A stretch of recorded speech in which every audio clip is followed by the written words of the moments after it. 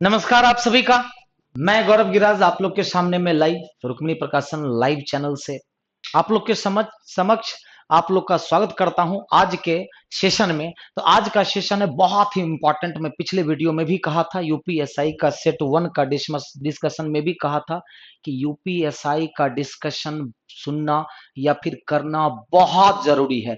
क्यों? क्योंकि एक तो दो फायदे हैं इसमें। एक तो 40 क्वेश्चन एक साथ डिस्कशन होगी और उस 40 क्वेश्चन में आपको 10 से 12 क्वेश्चन एकदम हाई लेवल का रहता है, वो सीखने को मिलेगा। तो बहुत इंपॉर्टेंट है। एक सेशन करके देखिएगा, आपको सारे सेशन में इंटरेस्ट जग जाएंगे और मन लग जाएगा। तो आज हम लोग यूपीएसआई इस बुक के यूपीएसआई वॉल्यूम 1 के एक टोटल 21 सेट का डिस्कशन आपको मिलेगा, मैथ की भी, रीजनिंग की भी, सबकी भी। तो आज हम लोग रीजनिंग का सेट नंबर 2 के सारे क्वेश्चंस का डिस्कशन देखने वाले हैं।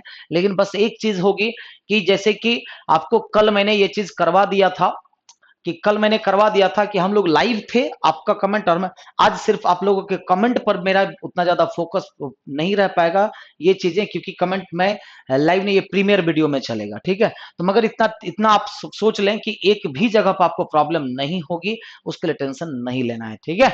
तो चलिए फिर हम लोग आगे बढ़ते हैं पहले क्वेश्चंस की तरफ। सभी का एक बार फिर से वेलकम है, जल्दी जल्दी सभी लोग जुड़ जाइए। तो पहला क्वेश्चन देखते हैं कि क्या कह रहा है। तो पहला क्वेश्चन आ गया आपके समक्ष, किस चैप्टर से आ गया है? तो पहला क्वेश्चन आ गया डाटा सफिशिएंसी से। जैसे ही बोल दे कि पर्याप्त है, पर्याप्त नहीं है, मतलब ये क्वेश्चन जो है वो डाटा सफिशिएंसी का क्वेश्चन है। किसका क्वेश्चन है रे भाई? डाटा सफिशिएंसी का क्वेश्चन है।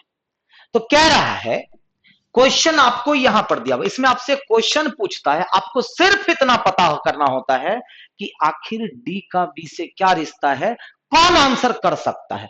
तो एक प्रश्न पूछा गया है और दो कथन दिए गए हैं, और ब्लड रिलेशन का एक मूल मंत्र होता है, जब तक किसी का जेंडर क्लियर नहीं होगा हम किसी का रिलेशन नहीं बता सकते। जब तक जेंडर किसी का क्लियर नहीं होगा आप रिलेशन बता सकते हो क्या? बिल्कुल भी नहीं। तो हमसे पूछ रहा है डी का, किसका? डी का बी से क्या रिश्ता है। तो देखते हैं किससे आंसर आ रहा है। पहला कह रहा है कि एच जो है डी का भांजा है। तो एच का जेंडर क्लियर हुआ, एच डी का भांजा या भतीजा है। सी बी का बेटा है जो ई का पति है।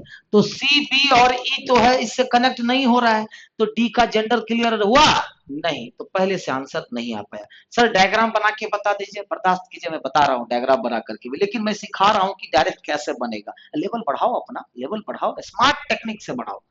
एच डी का भांजा या भतीजा है, मतलब एच का जेंडर क्लियर हुआ, डी का नहीं हुआ।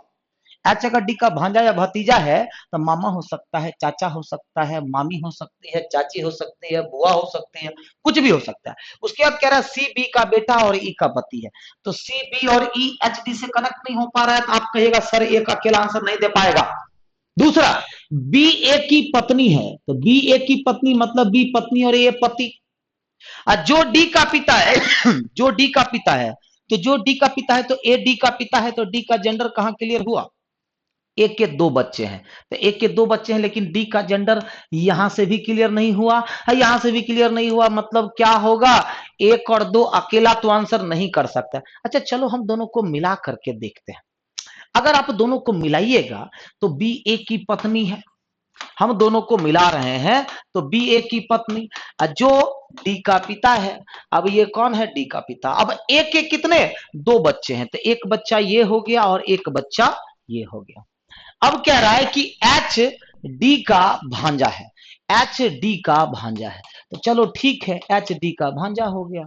अब कह रहा सी बी का बेटा है, तो सी बी का बेटा है, तो सी बी का बेटा हो गया। सी कौन? बी का बेटा है। जो ई का पति है, तो सी बी का बेटा है। जो बी जो है सी बी का बेटा है, जो, तो जो का मतलब बी। अब बी जो है ई का पति है। अब बताओ, बी का जेंडर भी क्लियर हो गया, मतलब कि दोनों को मिलाएंगे तब भी आंसर नहीं आएगा, क्योंकि बी तो फीमेल है। तो बी बताइए ई का पति कैसे हो सकता है? तो दोनों को मिलाएंगे तो बी के बारे में पूरा क्लियर नहीं है, तो क्या कहिएगा?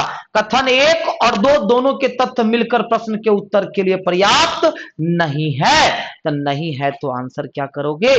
आंसर करोगे 121 का बी नंबर की, कथन एक और दो दोनों के तथ्य मिलकर प्रश्न के उत्तर के लिए पर्याप्त नहीं है। आंसर क्या हो गया? बी। कोई दिक्कत नहीं ना? चलो फिर अगले क्वेश्चन की तरफ बढ़ते हैं। और अगला क्वेश्चन आपका क्या कह रहा है, ध्यान दीजिएगा। विकल्प में से उस शब्द को चुनिए जो शब्दकोश की व्यवस्था के अनुसार कौन से स्थान पर दूसरे स्थान पर आता है। तो जरा बताइए इसमें क्या होगा। डी ई सब में है, D double E D double E D double E D E F, तो वो तो लास्ट में चला जाएगा। अब डी डबल ई एम है, डी डबल ई पी है और डी डबल ई डी है, क्योंकि ये तो लास्ट हो गया। ये क्या हो गया, लास्ट। क्यों, क्योंकि यहां पर एफ है। अब इसमें से पहला क्या हो जाएगा, ये हो जाएगा पहला, ये हो जाएगा दूसरा, ये हो जाएगा तीसरा, ये हो जाएगा चौथा। तो आपसे क्या पूछा था, दूसरा शब्द कौन। तो दूसरा शब्द कौन मिलेगा, डीम मिलेगा। क्या मिलेगा, डीम। तो बताइए 122 का जो आंसर हो गया क्या हो गया, ए नंबर हो गया। कोई दिक्कत नहीं ना। तो आगे बढ़े, चलो अगले क्वेश्चन पे आराम से समझना, मैं आराम से समझाऊंगा भी। अब कह रहा है श्रृंखला के प्रश्नवाचक चिन्ह पर, तो 77, 49, 36, 18। कुछ बच्चों को लग रहा है बड़ा आसान आसान क्वेश्चन, आगे बढ़ने तो दीजिए। जैसे जैसे बढ़ते जाएंगे लेवल पूरा हाई होता जाता है इसका, ठीक है। तो क्या किया गया है, जब ये धीरे धीरे घट रहा है, धीरे धीरे क्या हो रहा है, धीरे धीरे ये घट रहा है, तो क्या होगा, अगर आप डिफरेंस निकालते हो तो यहां पर 28 का डिफरेंस हुआ, नहीं हुआ। 17 में से 8 गया 9। फिर अगर यहां देखते हैं तो 13 का डिफरेंस हो गया, मतलब कुछ लॉजिक बन नहीं रहा है। और यहां पर कितना का डिफरेंस, 18 का डिफरेंस। तो अब आगे जो होगा वो क्या होगा। तो अगर हम यहां से देखते हैं तो 28 से 18 -10, तो हम भी अगर -10 करते हैं तो 3 का डिफरेंस, तो 10 का 13 और 3 का डिफरेंस मतलब क्या, 15। अब 15 ऑप्शन में है नहीं, मतलब कि हमारा लॉजिक जो हो गया ना वो फेल कर गया, हमारा लॉजिक फेल कर गया। अब इसमें लॉजिक क्या, बड़ा बेहतरीन सवाल है। अगर यहां से यहां की बात करते हैं तो 7 गुना 7 किया है, मतलब इस दोनों को गुना कर दिया है। अगर यहां से यहां की बात करते हैं तो 4 गुना 9 कर दिया है, देखो। फिर यहां से यहां की बात करते हैं तो 3 गुना 6 कर दिया है, 18। तो आप क्या करोगे यहां के लिए, 1 गुना 8 कर दो, आंसर क्या हो गया, 8 हो गया। तो क्वेश्चन था ना थोड़ा हट करके, था कि नहीं, क्वेश्चन थोड़ा सा हट करके था, आंसर भी। ये इतना आसान क्वेश्चन था, लेकिन बताओ, आप ही बताओ कितने कितने छात्र, कितने स्टूडेंट एग्जाम में इस क्वेश्चन के लपेटे में आ जाएगा, आ जाएगा कि नहीं आ जाएगा। वो डिफरेंस ढूंढता रह जाएगा और क्वेश्चन का लॉजिक कुछ और है। ये एक बहुत अच्छा सवाल, छोटा लेकिन टेक्निकल सवाल इसी को कहते हैं।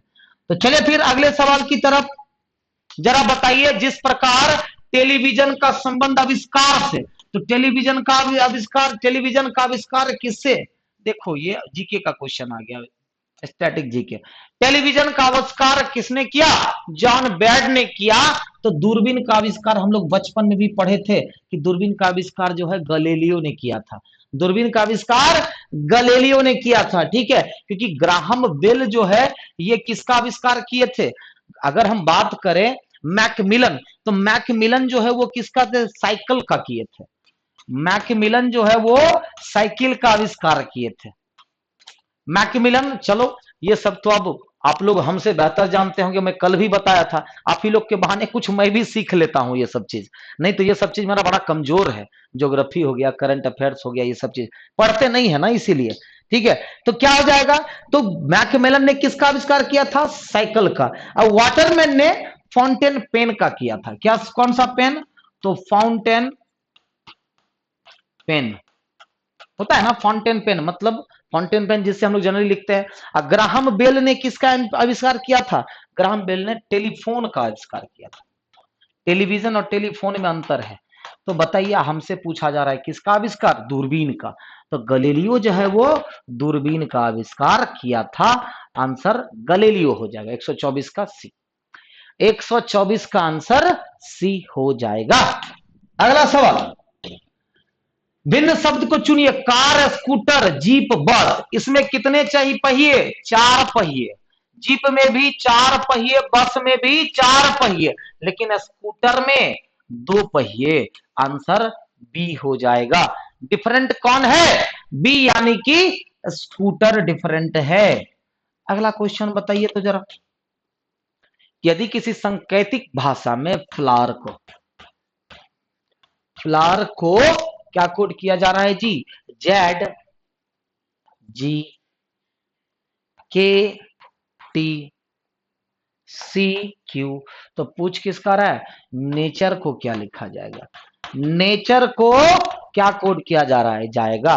क्या लगता है जी, क्या किया गया है, बताइए क्या किया गया है।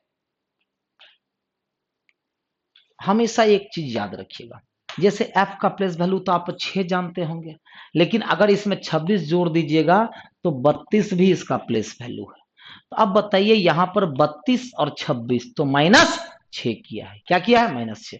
और यहां पर क्या किया गया है, अब 12 और 7 -5, 15 और 11 -4, -3, -2 और -1, मतलब समझ में आ गया लॉजिक। तो -6, -5, -4, -3, -2 और -1 कर दीजिए। अब बताइए 14 में से 6 घटिएगा तो क्या आंसर कीजिएगा जी, तो 8 मतलब कि H।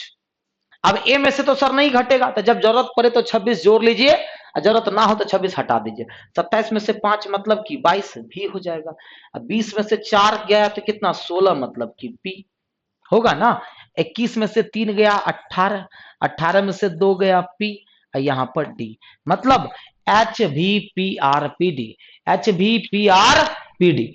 तो बताइए HVPRPD किस ऑप्शन में है, तो HVPRPD, HVPRPD का मतलब ऑप्शन ए हो जाएगा। ऑप्शन क्या हो जाएगा, ए नंबर। कोई दिक्कत, तो चलिए फिर अगले क्वेश्चन की तरफ बढ़ते हैं। कह रहा है यदि धूसर को पीला, मैंने क्या बोला कि सवाल में पूरा मत पढ़िए, डायरेक्ट पूछिए कि पूछ किसका रहा है। तो कह रहा आकाश का रंग कैसा, तो आकाश का रंग नीला। अब बताइए कि नीला को क्या कहा जा रहा है, तो नीला को कहा जा रहा है लाल। तो बताइए कि आकाश का रंग जो होता है वो नीला होता है, और नीला को कोड क्या कहा जा रहा है, नीला को कोड किया जा रहा है लाल में। तो आंसर भी आपका क्या हो जाएगा, लाल, मतलब कि सी नंबर आंसर। क्या हो जाएगा, सी नंबर आंसर। डन। अगला क्वेश्चन जरा सा ध्यान दीजिएगा।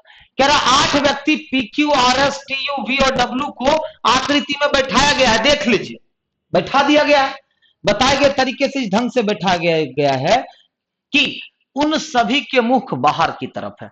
अब सबका मुख किधर है, बाहर की तरफ, ये याद रखना है। सबका मुख किधर है, बाहर की तरफ, ये इस तरह से बैठे हुए। यदि P तथा Q अपना स्थान एक दूसरे से बदल लेते हैं, अब P और Q बदल लेते हैं तो इसका मतलब तब तो यहाँ Q आ गया और यहाँ पर P आ गया, तो P और Q अपना स्थान एक दूसरे से बदल लेते हैं, तथा S और W अपना स्थान एक दूसरे से बदल लेते हैं। अब बताइए कि S और W भी बदल लिया, तो यहाँ पर तब W आ गया और यहाँ पर तब S आ गया, तो S और W अपना। तो निम्नलिखित में से कौन सा सही नहीं है, कौन सा सही नहीं है, जल्दी से बताओ कौन सा सही नहीं है। तो पहला कह रहा है कि W का मुख दक्षिण पूर्व की ओर। अच्छा बताइए कि W का मुख तो दक्षिण पूर्व की तरफ तो है, तो ये सही कह रहा है, और जो सही कह रहा है वो आंसर नहीं ना होगा। हमको पूछ रहा है कौन सही नहीं है। Q का मुख उत्तर की ओर है, तो बताइए Q का मुख अब उत्तर की ओर है, ये तो सही कह रहा है, और जो सही कह रहा है वो आंसर होगा नहीं। S का मुख पश्चिम की ओर है, गलत।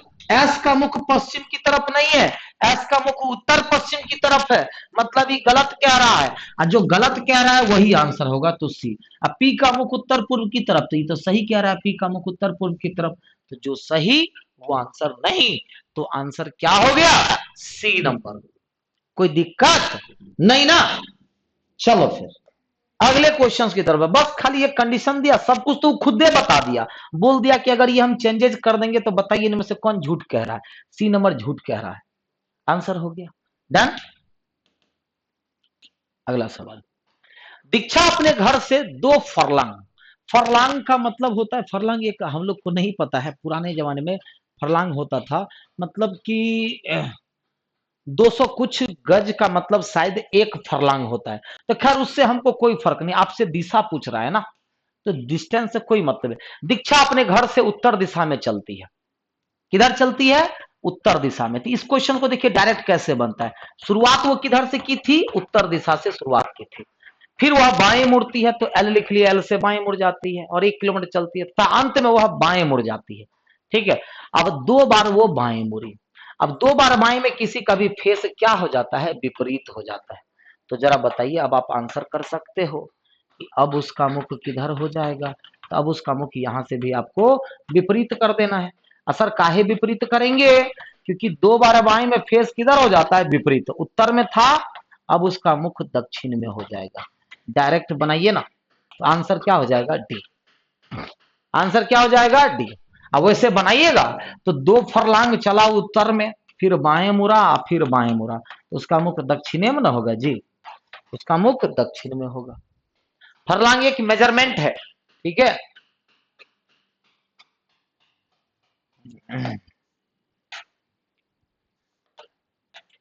चलिए, एक फोटो की ओर इशारा करते हुए सीमा ने कहा कि वह का मतलब क्या, फोटो। वह कौन है, तो मेरी माता के पिता का इकलौता पोता। मेरी का मतलब सीमा कहती है कि वह कौन है, मेरी माता के पिता मतलब नाना जी। वह मेरी माता के पिता का इकलौता पोता है। तो इनका पोता का मतलब, इनका पोता का मतलब बेटे का बेटा है। कौन, ये फोटो वाला लड़का। क्लियर। तो फोटो वाले के बारे में सीमा कहती है कि वह कौन है, तो मेरी माता के पिता मतलब नाना जी, और नाना जी का पोता का मतलब नाना जी के बेटे का बेटा हो गया। तो क्वेश्चन क्या पूछ रहा है, तो फोटो वाले आदमी का सीमा से क्या संबंध है। जरा बताइए कि फोटो वाले आदमी का सीमा से क्या संबंध है। तो कौन हो जाएगा, ये ममेरा भाई हो जाएगा। क्या हो जाएगा, ममेरा भाई। ममेरा भाई का मतलब ऑप्शन से बी नंबर। मेरा भाई का मतलब ऑप्शन से बी।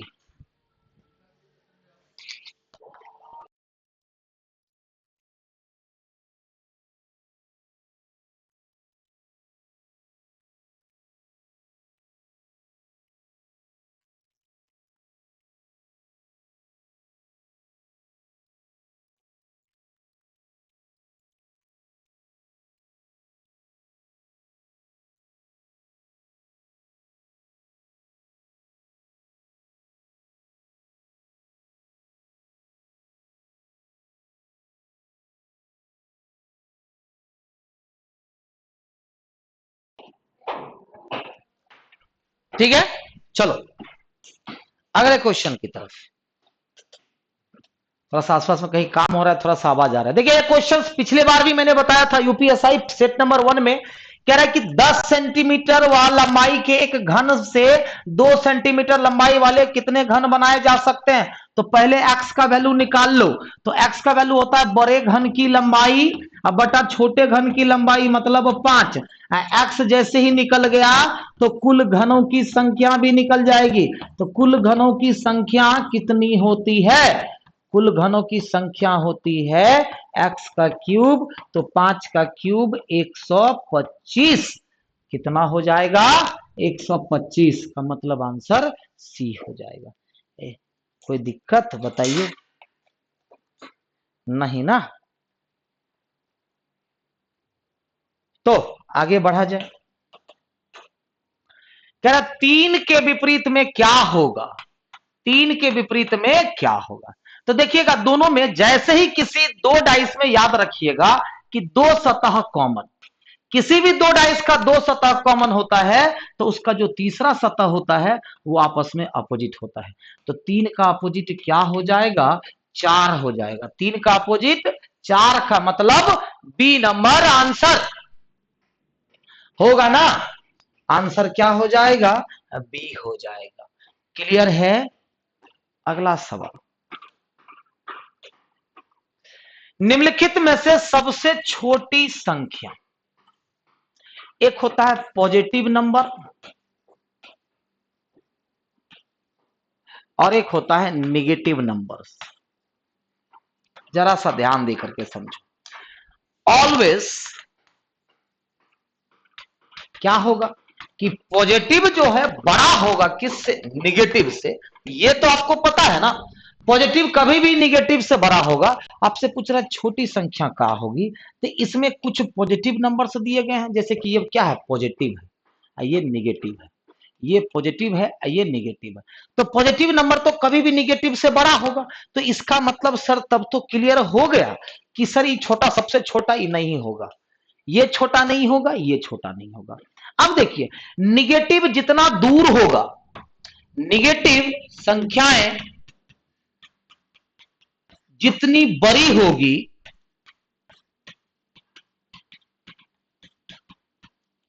वह उतना छोटा होगा, वह उतना छोटा होगा। जैसे कि एग्जाम्पल, अब हम लिखिए -85, अब कभी भी छोटा होगा किससे? अब -15 से।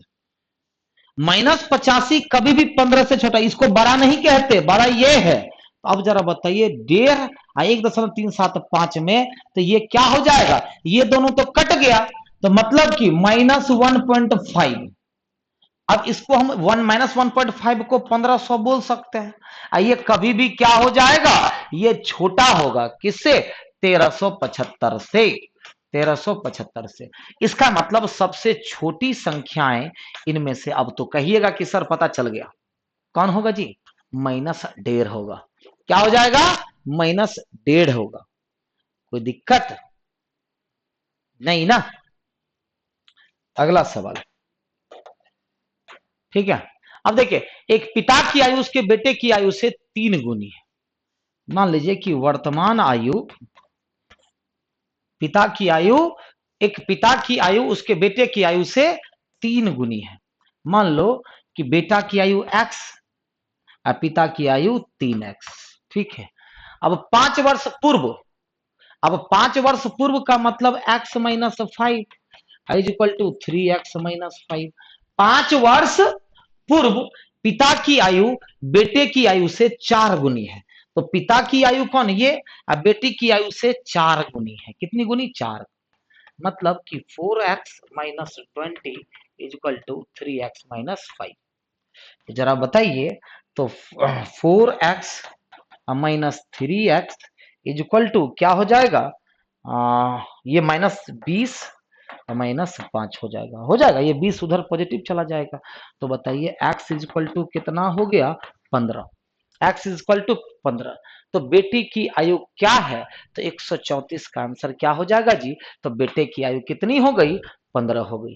तो जरा बताइए कि बेटे की आयु कितनी? तो बेटे की आयु, ये बेटा ही माने थे हम लोग कि बेटा, और उससे 3 गुना उसका पिता। तो बेटे की आयु पूछ रहा है तो 15, अगर पिता का आयु पूछ रहा होता तो 15 या 45, लेकिन बेटा का पूछ रहा है तो आंसर क्या हो जाएगा? बी। कोई शक, कोई दिक्कत नहीं ना? आगे बढ़े, आगे बढ़े। चलो फिर अगला, बहुत आसान सवाल है ये। देखिएगा, अगर 15 से बात करते हैं तो +6, 21 से +6, तो 27 में अगर हम +6 करते हैं तो 33 तो ऑप्शन में है नहीं, मतलब ये इधर से नहीं ले रहा है, ये यहां पर ले रहा है। तो +6 कीजिए। अगर हम यहाँ पे 9 रखते हैं तो 9 और 6 15 हो जाएगा, मतलब आंसर सी हो जाएगा। क्या हो जाएगा? सी। 9 6 15 हो जाएगा, 15 6 21, 21 6 27। तो शुरुआत कहां से हुई है? 9 से हुई है। डन। अगला सवाल, क्यू के संदर्भ में पी किस दिशा में है? देखो, डाटा सफिशियंसी का सवाल है। क्या है? Data sufficiency. और मैं बार बार कहता हूं कि अगर थोड़ा सा अगर आपका चैप्टर बढ़िया है तो ये क्वेश्चन डायरेक्ट बनता है।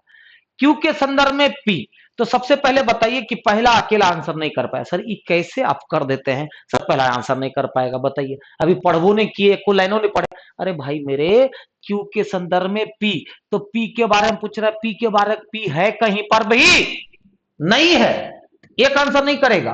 अब एम के पूर्व में पी है, तो हमसे क्यू से पी का पूछ रहा है, इसमें क्यू मिसिंग है, इसमें पी मिसिंग है, तो एक अकेला आंसर नहीं कर सकता। इसमें क्यू मिसिंग है तो 2 अकेला आंसर नहीं कर सकता। इसमें भी क्यू मिसिंग है तो अकेला कोई भी आंसर नहीं कर पाएगा। अकेला कोई भी आंसर नहीं कर पाएगा। अब बताइए कि आंसर आखिर कौन कर सकता है? आंसर कौन कर सकता है? एक बात बताइए, बनाना तो हमको भी पता है कि बना तो देवे करेंगे हम, लेकिन हम चाह रहे हैं कि सीखो डायरेक्ट बनाने को। अगर हम 1 2 को मिला लेते हैं, देखिए RQM हमको खाली पी मिसिंग था ना जी। एम कहां है? एम के पूर्व में पी है। अब एम के पूर्व में अगर पी कर देंगे तो बताइए पी क्यू से हो जाएगा। तो चलिए एक और दो को मिलाते हैं। आर जो क्यू के पश्चिम में है बर्दाश्त नहीं होता है, अब एकदम सब खुश हो गया, अक्सर डायग्राम बना रहे हैं, अब समझ में आ जाएगा। तो आर क्यू के पश्चिम में है, उससे एम उत्तर में है। आर जो क्यू के पश्चिम में है उससे एम उत्तर में है, उससे एम उत्तर में है। ठीक है, तो क्या कह रहा है कि आर क्यू के पश्चिम में है, उससे एम कहां पर है? उत्तर में है। उससे एम कहां पर है? उत्तर में। अब कह रहा है एम के पूर्व में पी है। अब एम के पूर्व में कहां पर है? पी। एम के पूर्व में पी है, आर के उत्तर पूर्व में, आर के उत्तर पूर्व में पी है। तो खैर इसकी कोई जरूरत नहीं है। हाँ हाँ हाँ हाँ हाँ, आर के उत्तर पूर्व में। देखो देखो देखो देखो, एक बात बताइए, सीखो अब यहां पर डिस्टेंस तो नहीं दिया हुआ है। डिस्टेंस दिया हुआ है तो एम के पूर्व में पी, तब तो यहां पर भी हो सकता है, ठीक ऊपर भी हो सकता है और यहां पर भी हो सकता है। मतलब एक और दो मिलाने से आंसर नहीं आया। अब तीसरे को भी शामिल कर लेते हैं। तो आर के उत्तर पूर्व में पी है, तो आर के उत्तर पूर्व में पी यहां से भी हो रहा है, यहां से भी हो रहा है, यहां से भी हो रहा है। तो हमसे पूछा था कि क्यू के संदर्भ में पी की दिशा, तीन तीन आंसर आ रहा है, तीन तीन आंसर आ रहा है। तो आप आंसर करो डी नंबर, कि तीनों को भी मिला लिए तब भी आंसर नहीं होगा, आंसर गलत दे रहा है। 136 का डी। आप ही सोच करके देखो ना, डिस्टेंस नहीं दिया हुआ, हम अपने मने से न लिए जी। तो आर अगर क्यू के कह रहा है पश्चिम में, तो दूरी 15 होगी कि 20 होगी? नहीं दिया हुआ है, जिसके उत्तर में एम है। अब पी अगर मान लीजिए कि ये 15 है, ये 20 हो सकता है, ये 10 हो सकता है, ये एग्जैक्ट 15 भी हो सकता है, अकाय 25 भी तो हो सकता है। सर आर के उत्तर पूर्व में पी, यहां से भी, यहां से भी, यहां से भी। दिशा जब नहीं बताया तो आप कैसे बता सकते हो? एकदम नहीं बता सकते हो। ये गलत आंसर दिया हुआ है। 136 का आंसर डी कीजिए, 136 का आंसर डी होगा। क्लियर? चलो फिर अगला क्वेश्चन। नीचे दी आकृति में वर्ग द्वारा डॉक्टर को, वर्ग किसको? डॉक्टर को दर्शाता है। अब त्रिभुज द्वारा महिला को, अब त्रिभुज कौन हो गई? महिला हो गई। तथा वृत्त द्वारा सर्जन को, वृत्त द्वारा किसको? सर्जन को। तो जरा बताएंगे, जरा बताइए। तो पूछ रहा है तो उन महिलाओं को प्रदर्शित करता है जो डॉक्टर व सर्जन दोनों ही है, मतलब तीनों चीज। अच्छा तीनों में कॉमन कौन है? टी। आंसर क्या हो गया? बी हो गया। महिला भी होनी चाहिए, डॉक्टर भी और सर्जन भी, मतलब तीनों में जो कॉमन होगा वही आपका आंसर होगा। आंसर क्या हो जाएगा? क्लियर? अगला सवाल 38 नंबर, कथन और दो निष्कर्ष। कह रहा शिक्षित लोगों में बेरोजगारी निकृष्ट गुणवत्ता वाली शिक्षा का परिणाम है। शिक्षित लोग, निकृष्ट का मतलब निगेटिव क्वालिटी वाले, शिक्षित लोगों में अगर बेरोजगारी होता है ना तो ये निकृष्ट गुणवत्ता वाली शिक्षा का परिणाम है। ठीक है, तो इस पे कौन होगा? पहला कह रहा है शिक्षा द्वारा व्यक्ति में उपयोगी रोजगार प्राप्त करने कर सकने की क्षमता बढ़नी चाहिए। मतलब शिक्षा द्वारा, मतलब एजुकेशन के द्वारा व्यक्ति में, पर्सन में उपयोगी रोजगार प्राप्त कर सकने की क्षमता बढ़नी चाहिए, मतलब क्वालिटी बढ़नी चाहिए। तो पहला निष्कर्ष एकदम सही कह रहा है। दूसरा, कर्मचारियों द्वारा किया जाने वाला घटिया दर्जे का काम भी घटिया शिक्षा का परिणाम है। गलत। अब मान लीजिए कि कोई बहुत पढ़ लिख करके आईएएस ऑफिसर बना, तो क्वालिटी में तो कमी नहीं है, शिक्षा में कमी नहीं है, लेकिन फिर भी अगर वो घूस लेता है, फिर भी वो गलत काम करता है, इसका मतलब ये नहीं कि शिक्षा में कमी है, उसकी शिक्षा एकदम है, डिसिप्लिन नहीं है उसके पास, वो भ्रष्ट है। ठीक है, तो केवल एक निष्कर्ष सही है, तो आंसर क्या हो जाएगा? ए नंबर। तो 138 का आंसर ए हो जाएगा। क्लियर? 39, कथन समाचार पत्रों के नियमित वाचन से सामान्य ज्ञान की वृद्धि होती है। वाचन का मतलब पढ़ना कहिए या उस पर ध्यान देने की। तो पहला कह रहा है समाचार पत्रों में बहुत सी सामान्य ज्ञान की जानकारियां होती है, तो बिल्कुल सही, तभी ना बोल रहा है कि वो ज्ञान बढ़ेगी, वृद्धि होगी। और सामान्य ज्ञान की वृद्धि से जीवन में सफलता मिलती है। तो सामान्य ज्ञान की वृद्धि से जीवन में, आप इसको सर सही करें या नहीं तो गलत कहिएगा। सामान्य जीवन में सफलता क्या होती है उसका कहा बात, क्या वो कह रहे खाली सामान्य ज्ञान वृद्धि होगी, और सामान्य ज्ञान वृद्धि होगी तो उससे क्या होगा उसके बारे में जब तक वो नहीं बताएगा तो आप अगर निष्कर्ष देते हैं तो उसको क्या कहा जाएगा, गलत निष्कर्ष कहा जाएगा। तो केवल निष्कर्ष एक होगा यहां पर, दूसरे में भावना में बह करके मत कह दीजिएगा। तब तो हम तीसरा लिख देंगे, भारतीय खिलाड़ी को बहुत अच्छे तरह से खेलना चाहिए, तो उसको भी सही कर दीजिएगा। फिर हम लिख देंगे पांचवें में कि युवा लोगों को नशे का शिकार नहीं होना चाहिए, उसको भी सही कर दीजिएगा। तो बहुत ऐसी बातें होंगी जो सही होता है, तो क्या वो कथन से मैच करेगा तभी ना आप निष्कर्ष कहिएगा। ठीक है, अगला आ गया जिसका इंतजार कर रहे थे। नहीं जी, इनपुट आउटपुट बड़ा ध्यान से बनता है। देखो यहां का काम थोड़ा अलग है। पिछले बार इनपुट आउटपुट मैंने बोला आप लोग को सिखा देंगे तो सिखा देंगे। देखो अब इनपुट तो मिक्स होता है, आउटपुट उसी को सजाने की प्रक्रिया होती है। तो अब देखना है कि जब पहले दिन, क्या इसको समझो दिन, ये पहले दिन का काम, ये दूसरे दिन का काम, ये तीसरे दिन का, ये चौथे दिन का और ये पांचवें दिन का। तो पहले दिन वो कौन सा काम किया है, बाईं तरफ कि दाईं तरफ कि दोनों तरफ, एक दिन में दो दो काम भी हो सकता है, एक एक काम भी। तो हम देखेंगे कि इनपुट के सबसे बाएं क्या है, फाइट, और सबसे दाएं क्या है, 46। दोनों तरफ बदलाव है। फाइट से पहले 87 ले आया है, 46 से पहले एन ले आया। मतलब ये दो काम कर रहा है, ध्यान से, ये दो काम कर रहा है, बाईं तरफ भी काम कर रहा है और दाईं तरफ भी काम कर रहा है। मतलब पहले दिन वो क्या किया, सबसे बड़का नंबर को उठाया आ इधर लेकर के आया।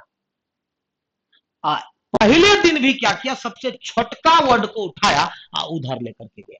मतलब ये जरूर नंबर को वो डिसेंडिंग ऑर्डर में लेकर के जाएगा और नंबर को वो असेंडिंग ऑर्डर में लेकर के जाएगा। इसीलिए वो पहले सबसे बड़ा नंबर और सबसे छोटका नंबर, सॉरी वर्ड। अब दूसरे दिन का काम दिखना है तो देखिए 87 के बाद तो फाइट था, लेकिन फाइट और 87 के बीच में किसी को लाया है, मतलब 53 को उठाया बीच में से यहां पर लेकर के आया। अब एन के बाद 46 था, लेकिन एन और 46 के बीच में बाय आया है। आपको पता चल रहा होगा कि हर दिन दो काम कर रहा है, एक तरफ नंबर और एक तरफ वर्ड, एक तरफ नंबर और एक तरफ वर्ड। नंबर छोटा नंबर जाते जा रहा है डिसेंडिंग ऑर्डर में, सबसे बड़का नंबर, फिर उससे छोटका, फिर उससे छोटका, और वर्ड को छोटका, फिर उससे बड़का, फिर उसके बड़का, मतलब इस तरह से। तीसरे चरण की बात करते हैं तो बताइए 53 और फ्लाइट के बीच में क्या लाया है, 46, मतलब 46 को उठाया लेकर के आया, और इधर एन और बाई के बाद क्या लेकर के आया, डिले। अब इतना से पता चल गया कि वर्ड बाई, नंबर्स बाई तरफ से आई दाई तरफ से। चौथे चरण में अब बताइए 46 के बाद उसको क्या लाना था, 37, और डिले के बाद क्या लाना था, फ्लाइट। अब बच गया दूगो काम। अगर यहां पर 19 पहले होता और बाद में होता तो छठा स्टेप, पांचवा स्टेप नहीं लगता, अपने आप हो जाता। तो पांचवा चरण लगा क्योंकि उसको 19 को इधर लाना था, आवर को उधर लाना था। तो 10 काम करने में 5 दिन लगा। 2 2 4 2 6 2 8 1 9 है। ऐसे कैसे जी? 2 2 4 2 6 2 8, एगो नंबर छूट गया है क्या जी?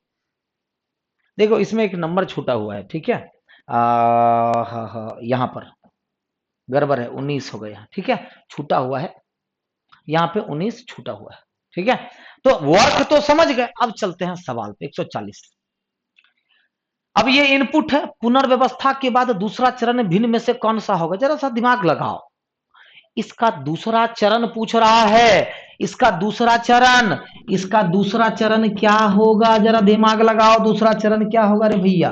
दूसरा चरण सबसे बड़का नंबर 93 आएगा, इधर आएगा, और 93 के बाद यहाँ 82 आएगा। तो दूसरा चरण का मतलब दो काम, उधर भी ना दो काम होगा जी। तो उधर क्या होगा, क्रॉस जाएगा, क्या जाएगा, इधर क्रॉस जाएगा। क्रॉस के ठीक बाद क्या हो जाएगा बताइए, सी के बाद हो जाएगा एच, हो जाएगा हॉल्ट, तब ना जैम, फिर रोड से। तो यहाँ पर क्या हो जाएगा, हॉल्ट हो जाएगा। अब बताइए किस में है, दो नंबर इधर 93 82 हर जगह पर है, और क्रॉस हॉल्ट हर जगह पर है। तो डी कट गया, देखिए क्योंकि क्रॉस हॉल्ट नहीं दिया हुआ है। अब बीच में बाकी सब वैसे ही उतर जाता है, बीच में सारे के सारे वैसे ही उतर जाएंगे। तब 93 82 के बाद 24 यहीं पे हो जाएगा। 24 का क्रॉस जा चुका है, फिर 82 आ चुका है, यहां पर रोड हो जाएगा। अब बताइए, तो बताइए 93 82 के बाद 24 किस में है? 93 82 के बाद 46, ये कट, मतलब ए बी कट।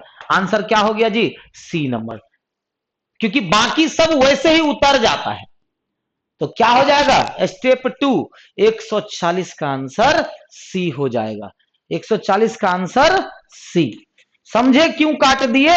क्योंकि देखिए दूसरा स्टेप में दो काम इधर हुआ होगा, अब दो काम इधर हुआ होगा। कौन कौन सा काम? तो सबसे बड़का उससे छोटका नंबर 93 82 खैर हर जगह है। फिर इधर से क्रॉस और हॉल्ट, क्रॉस हॉल्ट यहां नहीं है, तो डी काट दिए। अब बताइए जब आप बीच में क्या होता है, जितना बच जाता है ना हु बहू उतर जाता है। तो 93 82 के बाद 24 तो आएगा। अब यहाँ 24 नहीं है, यहाँ 24 नहीं है, तो आंसर सी कर दिए। ठीक है, अगला सवाल। अगले सवाल के लिए इसको पहले हटा देते हैं। ये तो पहला सवाल था। क्या रहा है, आपको ये इनपुट दिया गया, उपरोक्त चरणों के अनुसार नियमों के अनुसार इनपुट के आधार पर लिखित प्रश्नों के उत्तर दें। क्या कह रहा है, ध्यान से देखिएगा, कोई जरूरत नहीं है लिखने का। देखो भाई बनेगा, कह रहा उपरोक्त तो पुनर्व्यवस्था के बाद चरण 3 में निम्नलिखित में से कौन सा बाएं से तीसरा शब्द होगा? अच्छा बताइए, तीसरा चरण में कह रहा है, अब बाएं से तीसरा 1 2 और 3, अब तुरंत बना लीजिए। अब बाई तरफ नंबर ना आएगा जी, तो सबसे बड़का नंबर 93 आएगा यहाँ। 93 के बाद 82 आएगा, अब 82 के बाद क्या आएगा जी? 46 आएगा।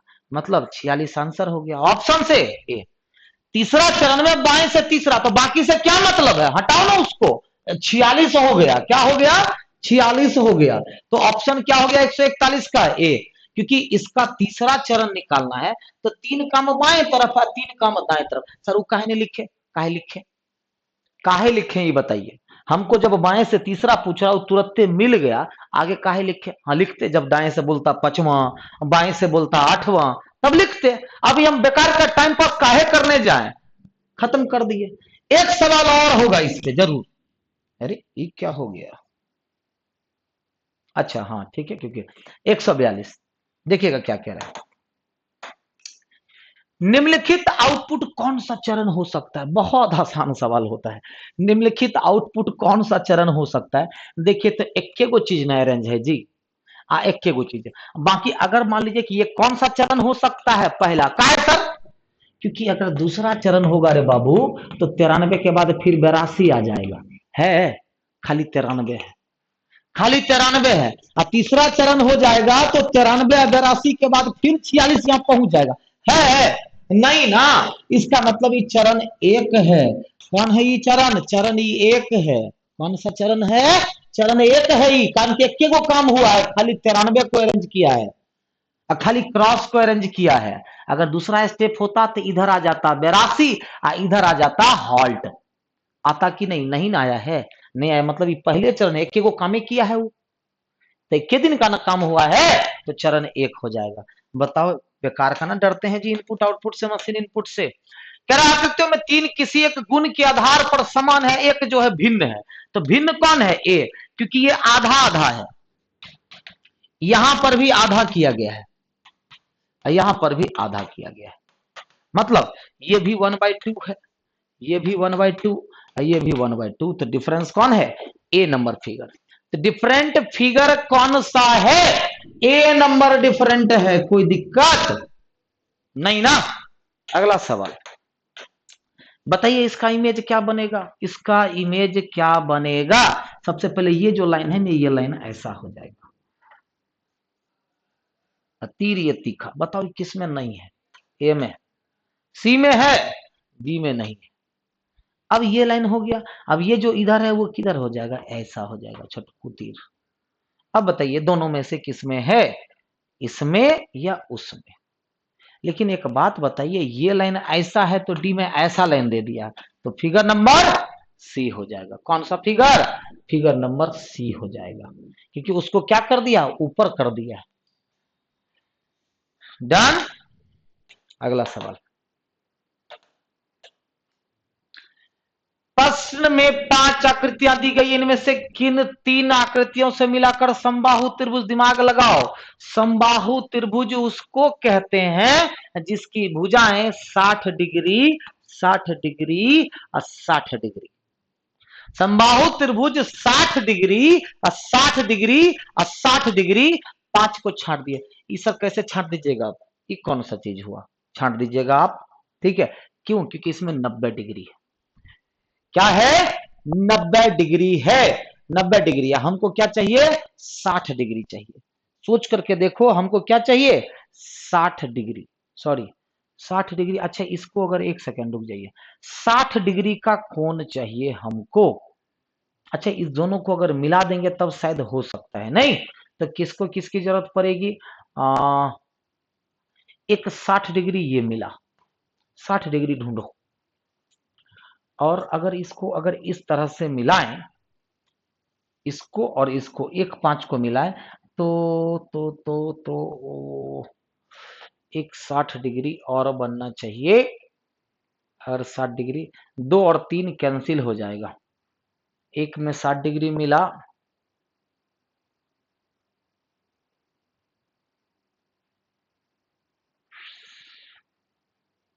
इसको अगर यहां पर इसके साथ कौन एडजस्ट हो सकता है? 4 नंबर, 4 को अगर यहां पर एडजस्ट करते हैं और फिर 5 को अगर इधर से कर देते हैं, सॉरी इस तरह से देखो तो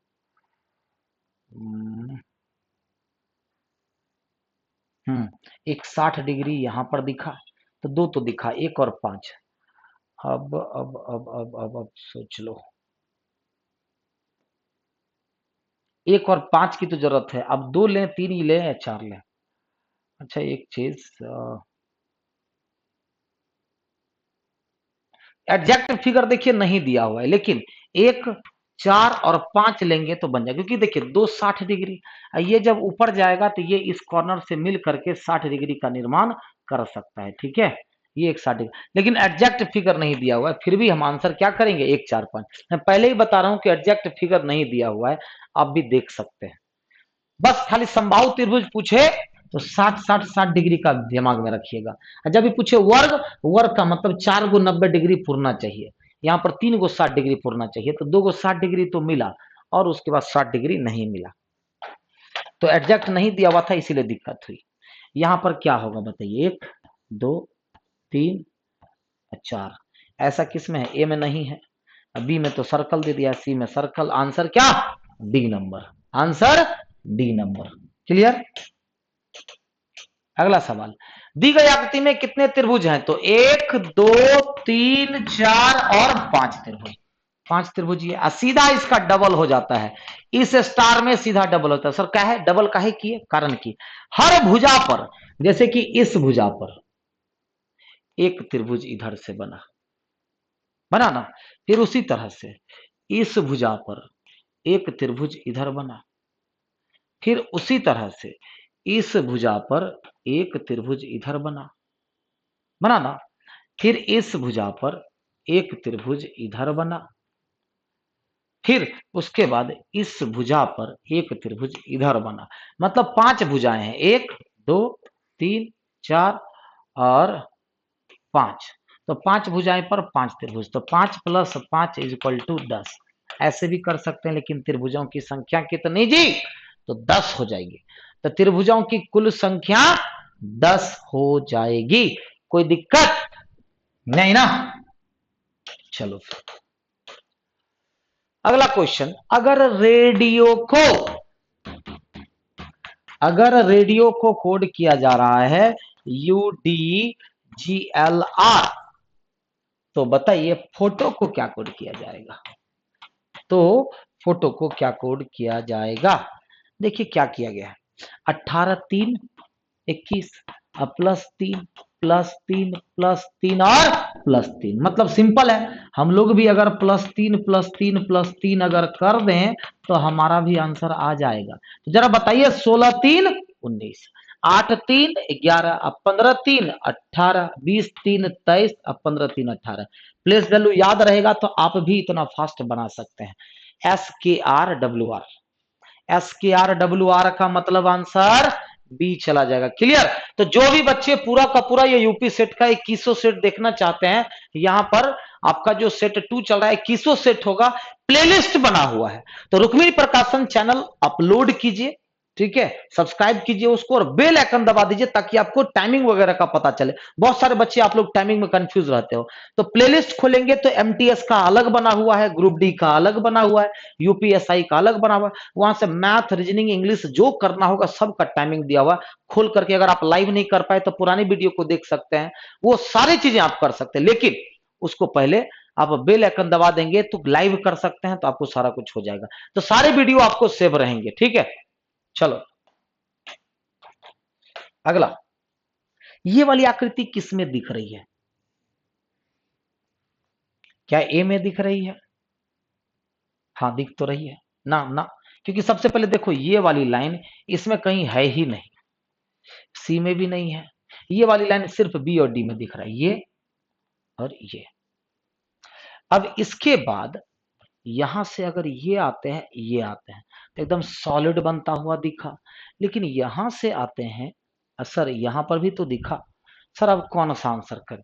सर दिख तो दोनों में रहा है, दिख तो दोनों में रहा है। तो जब दोनों में दिख जाए तो आपको ये देखना है कि एडजेक्ट किस में दिख रहा है। तो एडजेक्ट हाइट वाइज अगर देखते हैं तो एडजेक्ट किस में दिख रहा है? बी। सर अगर बी नहीं होता तब डी कर सकते हैं, एकदम कर सकते हैं। इसकी हाइट को अगर देखो तो दोनों में सेम हाइट का दे दिया है बी नंबर में, क्योंकि देखो इसकी साइज और इसकी साइज, इसकी साइज दोनों में देखो अंतर है, तो आंसर क्या हो जाएगा? B number. हाँ अगर वो नहीं होता तब हम ये आंसर कर सकते थे, बिल्कुल। अच्छा इसमें बताइए, अब जब इसको खोलिएगा, आप इसको खोलिएगा तो क्या होता है, जस्ट इसके अपोजिट में एक सर्कल बन जाएगा। अब दो जब इधर बना फिर इधर खोलिएगा तो फिर एक इधर बनेगा और फिर एक इधर बनेगा, मतलब ये 4 गो बनेगा। कितना? 4 गो। तो 4 गो बनेगा, ये तो उल्टा पुल्टा दे दिया है, तो कौन सा बन जाएगा? सी नंबर। सी नंबर कौन सा बन जाएगा? सी। ये दोनों तो ऐसे ही कट हो गया क्योंकि 3 ही को बन रहा है ना, बनेगा कितना? 4। एक यहां तो एक यहां भी, और 2 जब इधर तो 2 इधर भी। डन। चलो अगला क्वेश्चन 151, निम्नलिखित श्रृंखला में प्रश्न चिन्ह के स्थान पर क्या आएगा? तो 6 है, 20 है, 40 है, 68 है, 106 है। तो अगला क्या होगा? जल्दी से बताओ।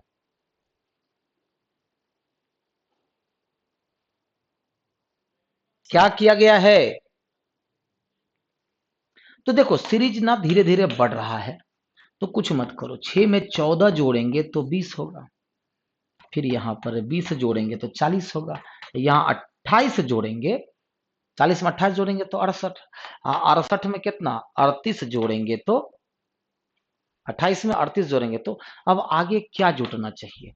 अब इसके लिए हमको इसका लॉजिक निकालना पड़ेगा। यहां पर 6 8 10 तो क्या हो जाएगा? 12। तो 38 12 यानी कि 50 जोड़ना है हमको, और जब हम 106 में 50 जोड़ेंगे तो आंसर हो जाएगा 156, मतलब कि बी नंबर आंसर। क्या हो जाएगा आंसर? बी नंबर हो जाएगा। कोई दिक्कत नहीं। डन। चलो फिर अगला क्वेश्चन, दिए गए विकल्पों में से असंगत विकल्प ज्ञात कीजिए। अब इसको देखो फिर से वही सब बात, बंबई गोल्ड कप, ये जो बंबई गोल्ड कप है ये किससे रिलेटेड है? ये ध्यान देखो, बंबई गोल्ड कप किस में दिया जाता है? बॉम्बे गोल्ड कप हॉकी में दिया जाता है। किस में दिया जाता है? हॉकी में। ठीक है। अब अगर हम देखते हैं रंगास्वामी कप किस में दिया जाता है, तो रंगास्वामी कप जो दिया जाता है आपको, ये भी हॉकी में दिया जाता है। ये भी किससे संबंधित है? हॉकी से संबंधित है। ठीक है। और नेहरू ट्रॉफी किस में दिया जाता है? नेहरू ट्रॉफी किस में दिया जाता है? तो नेहरू ट्रॉफी जो दिया जाता है ये फुटबॉल में दिया जाता है। किसमें? फुटबॉल में। किसमें दिया जाता है? फुटबॉल में। अब ये नारंग कप जो होता है, ये जो नारंग कप होता है, ये नारंग कप किस में दिया जाता है? तो नारंग कप दिया जाता है बैडमिंटन में। अब बताइए कि इन चारों में से डिफरेंट कौन सा है? तो डिफरेंट आपको बैडमिंटन है। क्यों? क्योंकि हॉकी में भी 11 खिलाड़ी और फुटबॉल में भी 11 खिलाड़ी होते हैं, लेकिन बैडमिंटन में कितने, 2 या 4 खिलाड़ी होते हैं। तो इसीलिए डिफरेंट कौन हो जाएगा, बैडमिंटन। अब बैडमिंटन का मतलब नारंग कप जो होगा वो डिफरेंट हो जाएगा। तो 152 का आंसर क्या हो जाएगा, सी नंबर हो जाएगा। 152 का आंसर सी हो जाएगा। Clear, done. लॉजिक इसमें ये था। अगला, सभी दरवाजे खिड़कियां हैं, जितने भी दरवाजे हैं सभी के सभी खिड़कियां हैं। कुछ खिड़कियां क्लिप है, कुछ खिड़कियां जो है वो क्या है, क्लिप है। अब देखिए पहला क्या कह रहा है, कुछ क्लिप दरवाजे हैं। अच्छा बताइए, क्लिप ये रहा और दरवाजा ये रहा, दोनों में कोई रिलेशन है, नहीं है, तो पॉजिटिव नहीं होगा। कुछ खिड़कियां दरवाजे हैं, तो खिड़की और दरवाजा दोनों साथ में है, तो कुछ खिड़कियां दरवाजे हैं, तो बिल्कुल सही। तो जब केवल 2 सही, तो आंसर क्या, बी नंबर। आंसर क्या हो गया, बी नंबर हो गया। कोई दिक्कत, चलो फिर अगला सवाल। कह रहा सभी सीटें हॉट है। मान लो कि ये सीट, सारी की सारी सीटें जो है वो हॉट है, और सभी बेल्टें हॉट है, मतलब सारे सीट भी हॉट है और सारी बेल्ट भी हॉट है। सभी सीटें हॉट हैं और सभी बेल्टें हॉट हैं। तो चलिए पहला क्या कह रहा है, सभी सीटें बेल्ट है। अच्छा बताइए, सीट और बेल्ट दोनों अलग अलग है तो पॉजिटिव नहीं होगा। और सभी हॉट, या तो सीट है या बेल्ट है, तो सभी हॉट चाहे सीट हो या बेल्ट नहीं होगा। सभी हॉट या तो सीट है या बेल्ट, क्या सभी हॉट, ना तो सीट है और ना ही बेल्ट है, मतलब कि ना तो एक और ना ही दो, मतलब दोनों में से कोई भी सही नहीं होगा, क्योंकि सभी हैट ना तो सीट हो सकता है ना ही बेल्ट है। ये कह रहा नहीं, सभी हॉट या तो सीट या बेल्ट है, गलत, क्योंकि ना सीट और ना बेल्ट होगा। अगला कथन कह रहा है, श्याम हरि का पिता नहीं है, हरि सुरेश का पुत्र है। हरि कौन है, सुरेश का पुत्र है। कौन, हरि। तो क्या कह रहा है, हरि सुरेश का पुत्र है, और सुरेश के 3 पुत्र हैं। सुरेश के 3 पुत्र हैं। अच्छा, श्याम हरि का पिता नहीं है। क्लियर। तो इस पे कह रहा है कि निष्कर्ष कौन सा, पहला, हरि श्याम का भाई है, तो गलत, क्योंकि श्याम के बारे में कोई जिक्र नहीं है। सुरेश हरि का पिता है, तो बिल्कुल सही। तो क्या हो जाएगा, केवल 2। अब केवल 2 तो आंसर क्या करना है जी, केवल 2 तो आंसर करना है बी, क्योंकि श्याम का कुछ क्लियर नहीं किया है। श्याम के बारे में खाली निगेटिव बताया कि श्याम हरि का पिता नहीं है। तो हरि श्याम का भाई हम कैसे कह दें, हो सकता है श्याम कोई अलग पर्सन हो, इस परिवार का ही ना हो। तो जो चीज के बारे में कंफर्म ना दिया हो उसके बारे में आप भी कंफर्म नहीं करेंगे, याद रखिएगा। समझ में आया। ऐसा नहीं कि अच्छा श्याम अगर सूर्य का, इसका मतलब यही ना होगा, तो हम ये नहीं कह सकते हैं। अगला कथन, देश की जनसंख्या ऐसे ही बढ़ती रही तो आने वाले दिनों में देश की जनता को 1 जून की रोटी तथा आश्रय के लिए 1 इंच जमीन भी नसीब नहीं होगा। क्या कह रहा है कि अगर देश की जनसंख्या ऐसे ही बढ़ती रही तो आने वाले दिनों में देश की जनता को 1 जून की रोटी, मतलब भरपेट भोजन तथा आश्रय के लिए 1 इंच जमीन भी नसीब नहीं होगी। तो पहला, कृषि को अधिक से अधिक उन्नत किया जाना चाहिए, गलत। अरे जनसंख्या बढ़ जाएगी, जमीन में थोड़ी बढ़ेगा, कृषि कितना बढ़ा लीजिएगा आप, तो पहला गलत हो जाएगा। दूसरा, जनसंख्या को नियंत्रित करना चाहिए, ये बिल्कुल सही है। कृषि कतनों बढ़ा लीजिएगा, जमीन बढ़ेगा जी, जमीन उतने न रहेगा, आपको जनसंख्या नियंत्रण करना पड़ेगा। तो केवल 2, केवल 2 तो आंसर क्या करना है, बी। जैसे कि पिछले क्वेश्चन में भी केवल 2 तो आंसर बी, तो 156 में भी एक आंसर बी हो जाएगा। क्लियर। अगला, कौन है जो इस समूह में नहीं आता है, लौंग, काली मिर्च, दालचीनी और सरसों। सरसों क्यों, क्योंकि सरसों के अलावा सरसों एक तेलीय पदार्थ है, जबकि लौंग या दालचीनी या काली मिर्च, तीनों मसाले हैं। तीनों क्या हैं? मसाले हैं। तो इसीलिए जो डिफरेंट हो जाएगा कौन सा? डी, यानी कि सरसों। सरसों एक तेलीय पदार्थ है, तिलहन में आता है ना। लौंग, दालचीनी, काली मिर्च, धनिया, ये सारी चीजें क्या आ जाती है? मसाले में आ जाते हैं। तो 157 का आंसर क्या हो जाएगा जी? D number. डन। 58 नंबर प्रश्न में दो शब्द दिए गए जो कि आपस में किसी प्रकार से संबंधित हैं। ठीक इसी प्रकार का संबंध नीचे दिए गए विकल्पों में से उस विकल्प को चुनिए। अब जैसे जिस तरह का चोट का दर्द, अगर चोट लगेगी तो हमको दर्द महसूस होगा, फीलिंग्स होगी। गड़गड़ाहट से त्वरित ना होगा, होगा जी। या फिर पहले बाकी को देख लो। तो चोट अगर लगेगी, चोट के बाद क्या होता है? दर्द होता है। श्रेणी के बाद योग्यता, दोनों अलग अलग वर्ड हो गया। विषय वस्तु तो श्रम नहीं, श्रम का मतलब मेहनत होता है, विषय वस्तु का मतलब कंटेंट होता है, गलत। घूर्णन से मंथन या गड़गड़ाहट के बाद तरित। देखिए हमको लगता है ए होना चाहिए। जब गड़गड़ाहट होती है तो उसके बाद क्या होती है? तरित होती है। तो सी नहीं। थोड़ा सा हिंदी वर्ड थोड़ा सा भारी पड़ जा रहा है, क्योंकि गड़गड़ाहट के बाद तरित होगा। ठीक है, तो 158 का आंसर क्या हो जाएगा? ए नंबर हो जाएगा। 158 का आंसर ए। आपको पता है कि यूपीएसआई में 40 क्वेश्चन डिस्कशन होते हैं। लेवल अच्छा रहता है, यूपीएसआई करिएगा, बहुत नया भी चीज सीखने को मिलेगा। एक साथ 40 क्वेश्चन का डिस्कशन भी हो जाएगा उतने ही मेहनत में। ठीक है, तो इसीलिए इसको मिस ना होने दें।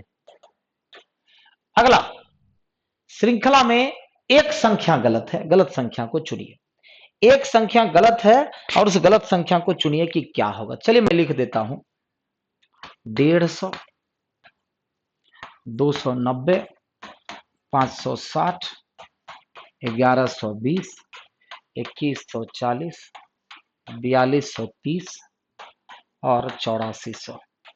इसमें से गलत कौन है? एक चीज आप देख रहे होंगे कि हर टर्म लगभग डबल हो रहा है, नहीं, हर टर्म डबल होता जा रहा है। तो अगर हम इसकी बात करते हैं तो गुना 2 करेंगे तो 300 हुआ और माइनस 10 किया है। यहां पे 29 दुना 58, मतलब गुना 2 और माइनस 20 किया। तो 56 दुना कितना हो गया? 56 दुना 112, गुना 2 और माइनस 30 ना हुआ ना चाहिए था। तो बताइए 112, तो यहां पर कितना होना चाहिए? 1090 होना चाहिए। मतलब ये टर्म गलत है, ये टर्म गलत है। क्यों? क्योंकि 56 दुना 112, ये 30 नहीं घटाया, जबकि 30 घटना चाहिए।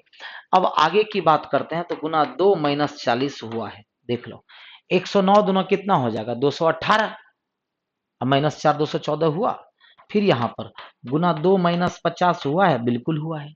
तो 21 दुना 42, 180 और माइनस 50 30। यहां पर भी गुना 2 और माइनस 60 हुआ है। तो जरा बताइए कि क्या है यहां पर? तो यहां पर सब में गुना 2 माइनस 10, गुना 2 माइनस 20, गुना 2 माइनस 30 होना क्या चाहिए था? यहां पर जो होना चाहिए था ना, वो 1090 होना चाहिए था, लेकिन ये 1120 दे दिया। तो इसका मतलब गलत जो टर्म है वो कौन सा टर्म गलत है? तो 1120 जो टर्म है वो गलत है। क्यों? क्योंकि 1120 के जगह पर 1090 होना चाहिए। 1120 के जगह पर 1090 होना चाहिए। क्लियर? लिखना है कुछ तो लिख लीजिए इसमें से।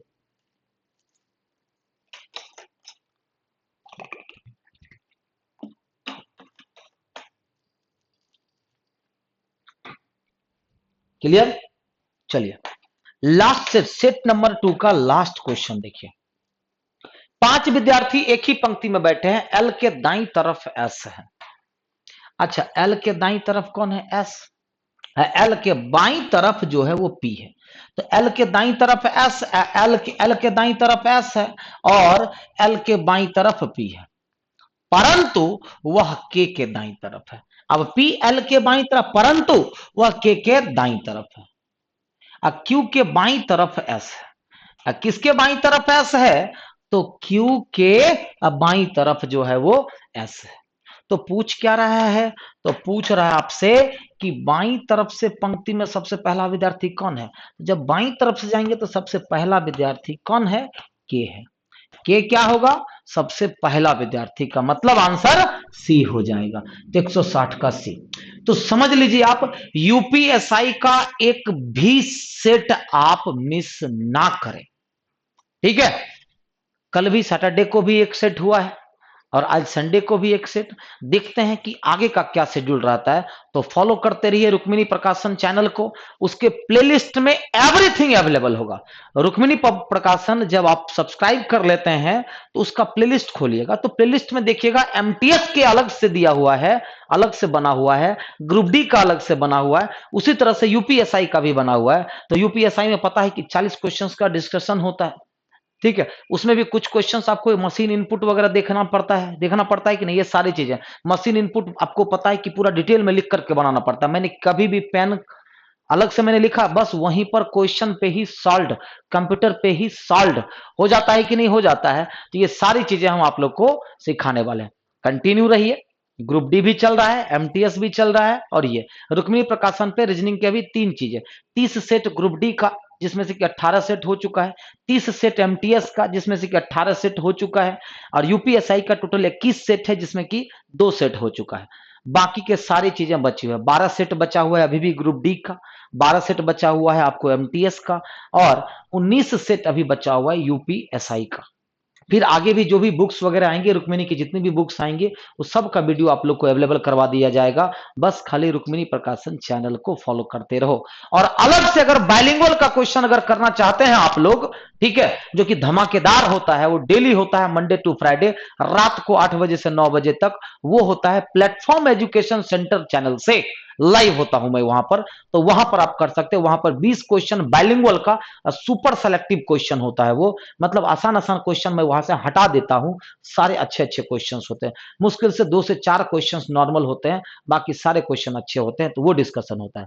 मतलब इतना करने के बाद रीजनिंग की कोई समस्या नहीं होगी। फिर भी अगर चाहते हैं कि रीजनिंग मेरा एकदम एकदम पूरा एकदम कंप्लीट हो जाए, तो खैर आपको तब फाउंडेशन बैच करना पड़ेगा। फाउंडेशन बैच करने के लिए आपको या तो पटना मेरे पास आइए, वेलकम है, या नहीं तो आपको ऑनलाइन बहुत जल्द फाउंडेशन बैच अनाउंस होगी होली के बाद, तो आप वहां से भी ज्वाइन कर सकते हैं। फिलहाल अभी एग्जाम को पॉइंट ऑफ व्यू रखते हुए जितनी चीजें मैंने बताया उसको आप लोग कंटिन्यू कीजिए। कोई दिक्कत कहीं से नहीं ना? तो आज के लिए चले इतना ही। हर किसी को बाय, सी यू। बहुत जल्दी मिलते हैं हम लोग फिर। मंडे को वही शुरुआत होगी 1 बजे से ग्रुप डी, और शाम को 7 बजे से आपको एमटीएस, और रात को 8 बजे से आपको 20 क्वेश्चन सुपर सेलेक्टिव। वो लेकिन 8 बजे से जो होती है वो होती है प्लेटफॉर्म एजुकेशन सेंटर से, उस चैनल से होगी। अब बाकी क्लासेस रुक्मिणी प्रकाशन से। ठीक है बच्चे लोग, bye, have a nice day. सबको मिलते हैं फिर अगली क्लास में और अगले वीडियो में। Bye bye.